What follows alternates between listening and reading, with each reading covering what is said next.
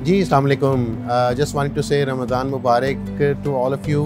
तो अल्हम्दुलिल्लाह एक बहुत ही ज़बरदस्त किस्म का महीना जो है वो हमारे पास आने वाला है। तो उसमें क्या होता था कि रसूलुल्लाह सल्लल्लाहु अलैहि वसल्लम जब भी ये महीना आने वाला होता था तो सब सहाबा को इकट्ठा करते थे, उनको पूरा एक रोड मैप देते थे, यानी कि किस तरह आपने ये महीना गुजारना है, इसकी क्या इंपॉर्टेंस है, क्या-क्या एक्टिविटी किस्म की एक ज़हन साज़ी होती है।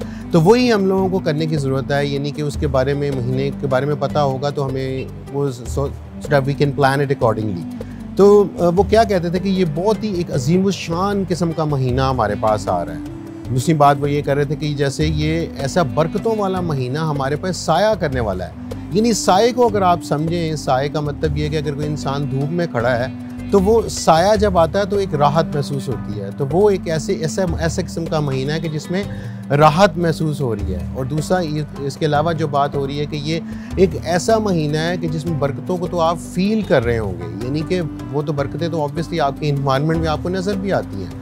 और इसके साथ साथ ऐसा है कि दुख दर्द का महीना, यानी दुख दर्द को यानी फ़ील करने का, हमदर्दी का, उसको जब आप ऐसे समझें कि ये इंसान जब 11 महीनों में तो खा रहा होता है खाना, जो है वो पेट भर के खा रहा है, तो उससे तो एहसास नहीं हो रहा कि दूसरे लोग कैसे गुजारा कर रहे हैं जिनके पास कि कोई खाना नहीं है या कोई मीन्स नहीं है। तो उस चीज़ को एहसास करने का महीना है ये। तो ये इतना इतना ज़बरदस्त किस्म का महीना कि इसमें हमने वो उसके हिसाब से ये प्लान करना है कि हम क्या ऑब्जेक्टिव, अब देखें ऑब्जेक्टिव क्या होता है। जब भी मैं बात करता हूँ तो ऑब्वियसली कोई भी चीज़ के लिए जब हम प्लान करते हैं तो जो विज़न है, जो ऑब्जेक्टिव है, वो आपको अलाइव रखता है, वो पैशन, वो मोटिवेशन देता है। तो ऑब्जेक्टिव क्या है? ऑब्जेक्टिव ये है कि हम अपनी मग़फ़िरत करवा सकें, अल्लाह ताला से अपना ताल्लुक़ कायम कर सकें।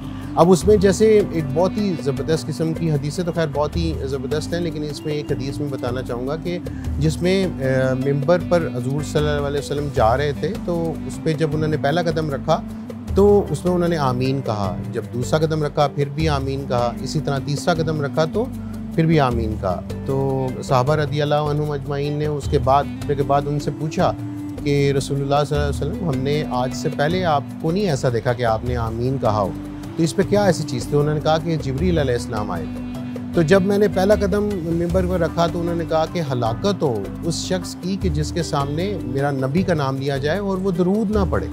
यानी जब भी हम नबी का नाम आता है तो हम सल्लल्लाहु अलैहि वसल्लम पढ़ते हैं, तो ये भी दरूद ही है। तो दूसरा जब मैंने कदम रखा तो उन्होंने कहा कि हलाकत हो उस शख्स के लिए कि जिसने अपने बूढ़े माँ बाप को पाया और उसने अपनी मग़फ़िरत ना करवाई। तो मैंने कहा आमीन। तो तीसरा जब कदम रखा तो फिर कहा कि जिसने रमज़ान मुबारक का आखिरी अरशा पाया और उसमें अपनी मग़फ़िरत ना करवाई, उसके लिए हलाकत हो। तो एक तो जिब्रील अलैहिस्सलाम का कहना और उस पर रसूलुल्लाह सल्लल्लाहु अलैहि वसल्लम का आमीन कहना, तो ये एक बहुत ही एक सिविरिटी लेवल जो है बहुत ही हाई कर देता है। तो इसी वजह से ये टारगेट है कि हमारी मग़फ़िरत हो जाए। अब इसमें करना के काम क्या क्या हैं? देखिए बहुत सारे काम हैं इसमें करने के, यानी कि सबसे पहले जैसे कई जगह मैं पढ़ रहा था कि एक बुज़ुर्ग का कॉल था कि 5 चीज़ें जो होती हैं ना वो दिल की दुआएँ हैं, दवाएँ मेडिसिन, राइट। मेडिसिन क्या है? पहली क्या है कि कुरान पाक को तदब्बुर से पढ़ना। दूसरी बात क्या हो रही है कि पेट को खाली रखना।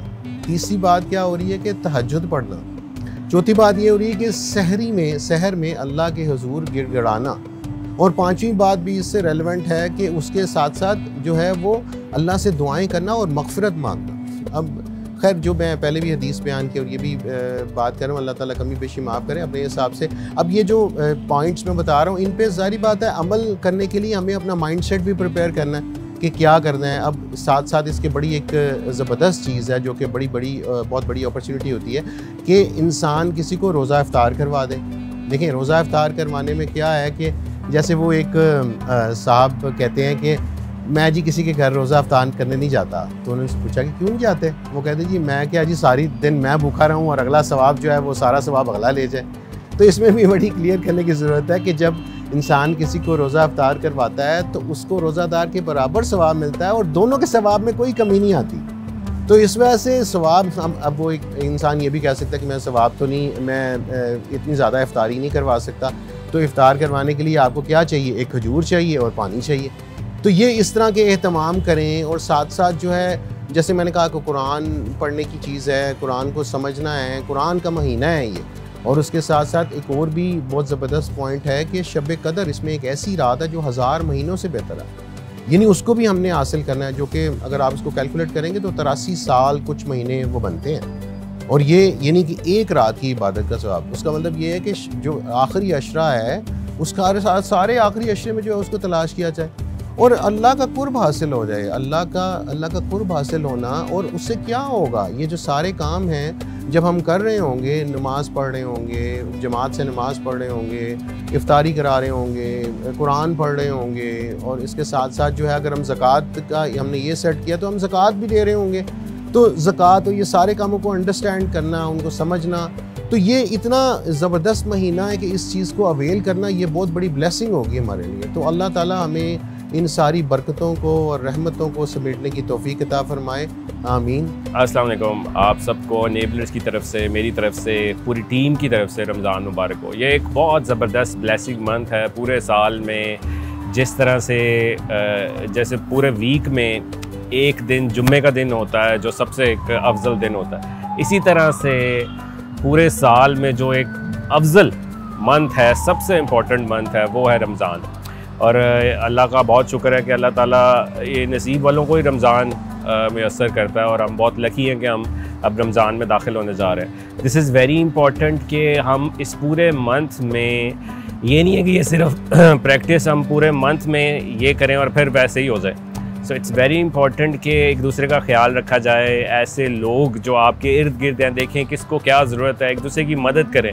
और ये असल चीज़ ये कि एक दूसरे की हेल्प सिर्फ इस मंथ तक नहीं रहनी चाहिए, it should just continue through out the journey और थ्रू आउट द ईयर। सो असल मकसद ही ये होता है कि ये प्रैक्टिस की जाए और इस मंथ में एक दूसरे का ख्याल रखा जाए। देखते हैं कि पहले 5, 6, 10 दिन तो बहुत मस्जिदों में रश होता है, लेकिन जैसे जैसे टाइम पास होता जाता है मस्जिदें फिर वैसी वीरान होती जाती हैं। सो मैं ख़ुद इसको देखता हूँ और ये बहुत फील भी होता है कि हम शुरू में चार्ज रहते हैं, लेकिन साथ साथ टाइम के साथ साथ बैटरी लो होती जाती है। तो ये वही बात है कि बैटरी को चार्ज करने के लिए महीना दिया गया है, जिससे आप दोबारा से अपने ईमान को ताज़ा करें और थ्रू आउट इसको इम्प्लीमेंट करते रहें पूरे साल।